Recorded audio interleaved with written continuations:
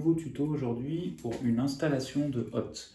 Alors moi c'est une hotte Bosch murale, mais après il y a d'autres modèles, mais le principe est le même pour les hottes murales. Il faut toujours prendre bien des mesures, donc je vous montre les outils là qu'il va falloir utiliser. On va avoir besoin d'une perceuse bien sûr, avec des chevilles mollies et une pince à cheville mollie si c'est du placo, sinon vous pouvez utiliser des chevilles classiques. On va avoir besoin de tournevis, un crayon et un niveau pour les mesures et bien sûr un mètre. Et il va falloir aussi couper le courant. Pour fixer la hauteur correcte de sa hotte, il faut, si on a des plaques à induction, il faut fixer à un minimum de 55 cm de haut, alors que si ce sont des plaques de cuisson à gaz, il faut que ce soit à 65 cm de haut.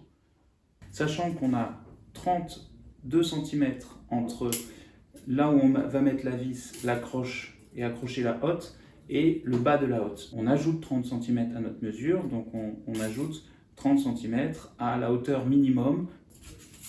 Donc à partir de là, je vais pouvoir faire mon niveau, calculer l'écart entre les deux trous pour accrocher la hotte, et puis ensuite percer et mettre mes chevilles mollies. Attention à ce que ma bulle, mon niveau, soit bien droit. J'ai fait mes deux trous. Maintenant, mes chevilles mollies.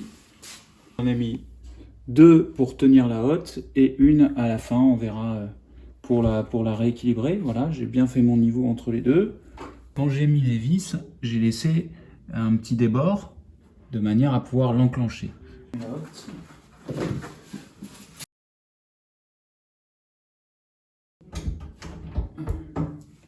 Voilà. Je vous montre comment on insère les filtres à graisse. Également fixer le conduit de cheminée. Là, j'ai acheté dans le commerce, je mettrai des liens parce que ça se trouve sur internet, mais aussi chez tous les magasins de bricolage.